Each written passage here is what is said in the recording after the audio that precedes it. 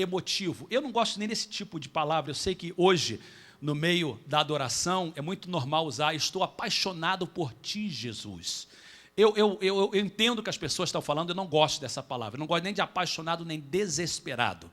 Estou desesperado por Deus. Desesperado é sem esperança. Eu não estou sem esperança. Eu quero é Deus, mas não estou desesperado.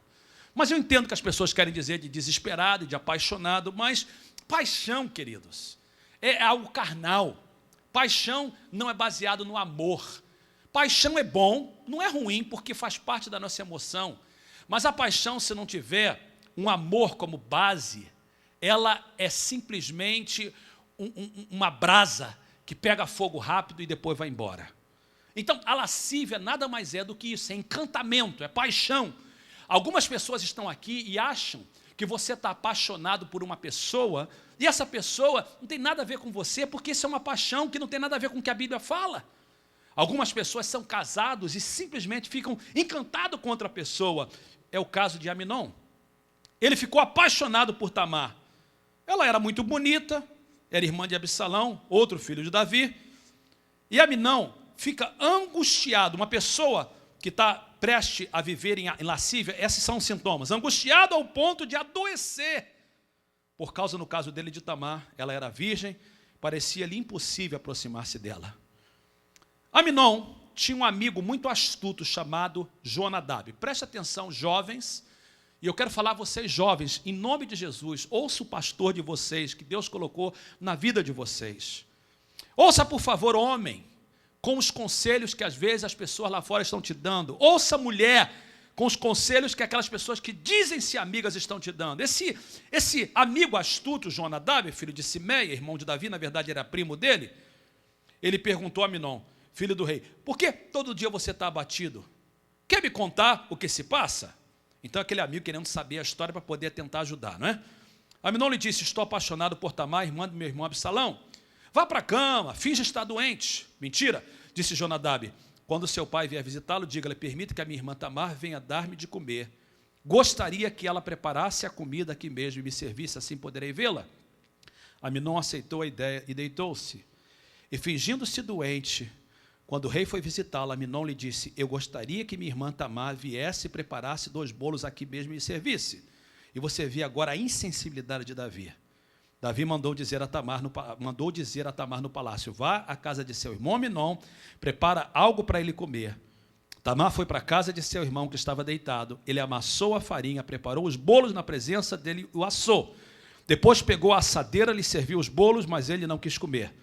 Então Aminon deu ordem para que todos saíssem, e depois que todos saíram, porque o diabo ele faz isso, ele ataca quando não tem proteção, não tem ninguém perto. Por isso você que é namorado, se você está sozinho com seu namorado, com a sua namorada, você está sem proteção, é aí que a lascívia entra. Por isso você, homem, quando você está sozinho atrás da tela do teu computador, olhando aquela página, é aí que a lascívia entra. Se tiver alguém do teu lado, você não vai fazer isso. Por isso você, mulher, que entra naquela sala de conversa e aquela lábia entra, está sozinha, ninguém sabendo, a lascívia entra. No meio da companhia, a proteção. Então o que ele faz? Ele fica sozinho com ela, porque essa é a forma do diabo fazer. E então diz a palavra de Deus, que quando, verso 11, ela se aproximou para servi-lo, ele a agarrou, e disse, deite-me comigo, minha irmã. Ela lhe disse, não, meu irmão, não me faça essa violência. Não se faz uma coisa dessa em Israel. Não cometa essa loucura. O que seria de mim? Como eu poderia livrar-me da minha desonra? E o que seria de você? Você cairia em desgraça em Israel. Em outras palavras, ela está tentando ver se ele pense nas consequências. Mas verso 14, Aminon não quis ouvi-la, sendo mais forte do que ela, violentou-a. Olha o verso de 15, gente. Logo depois, porque é isso que o diabo faz, logo depois Aminon sentiu uma forte aversão por ela, mais forte que a paixão que a sentira. Ele disse, levante-se e saia. O diabo ele faz exatamente isso. Quando você vê a história desses homens que caíram, eles não ficaram com essas mulheres que eles caíram. Davi casa com Betseba, mas a história é muito triste. O relacionamento dos dois nunca é legal. Você ouve a história desses homens que eu mencionei aqui do púlpito, Eles não ficaram com aquela que ele caíram, porque o que acontece é que aquilo foi só isca de Satanás. O que o diabo queria fazer era entrar com a lascívia para destruir as pessoas. E diz que a aversão que ele teve por ela foi maior do que a paixão que ele tinha por ela, porque isso é exatamente o que o diabo faz. E eu não tenho tempo de orar a história, mas aquele amigo, o primo dele que deu a ele o conselho, foi aquele que avisou a Davi que Absalão tinha o matado. Ou seja, ele na verdade era um amigo da onça, era um amigo que não queria o bem dele. Nós temos uma outra história na Bíblia, lá no livro de Gênesis, e eu quero também ler, e eu já estou concluindo, me dá 5 minutos e eu estou terminando a minha mensagem. Gênesis capítulo 39, é o contraste dessa história.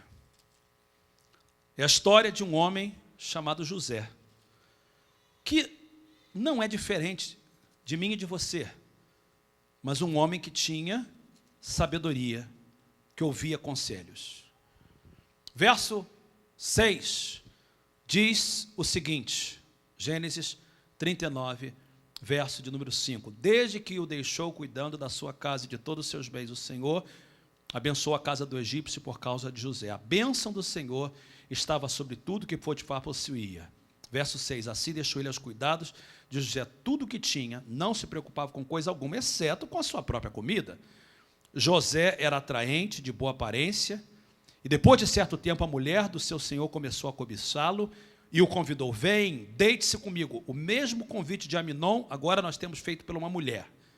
Mas ele se recusou, ele disse, meu senhor não se preocupa com coisa alguma de sua casa e tudo que tem deixou aos meus cuidados. Ninguém desta casa está acima de mim, ele nada me negou a não ser a senhora, porque é a mulher dele.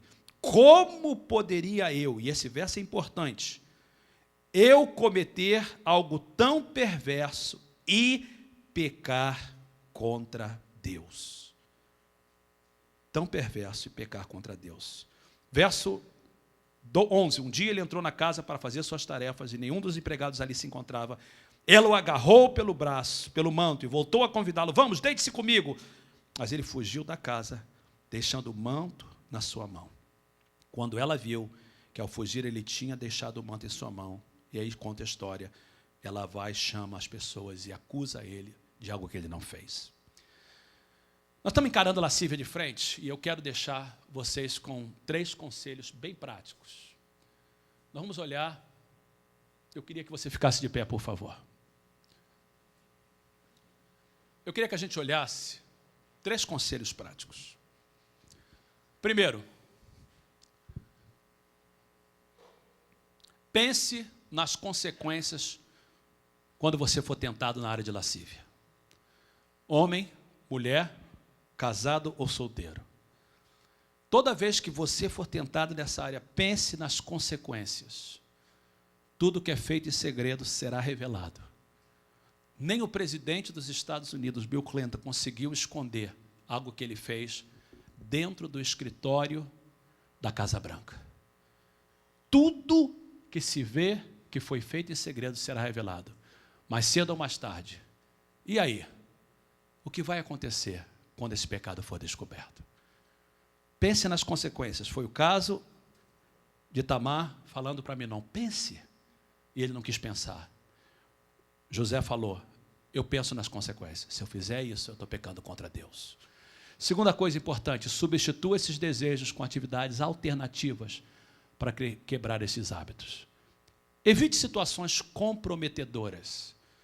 Se você é solteiro, se você ficar no mesmo lugar com a sua namorada, você está correndo um risco tremendo. Se você é um homem casado e você ficar com uma mulher que não é a sua, principalmente se você está tendo problema no seu casamento, sozinho, você está sendo alvo de Satanás.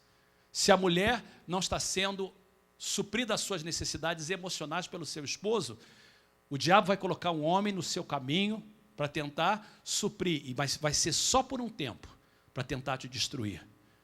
Evite situações comprometedoras. Cuidado com o que você põe perante os teus olhos. Cuidado com o filme que você vê, com as páginas que você entra.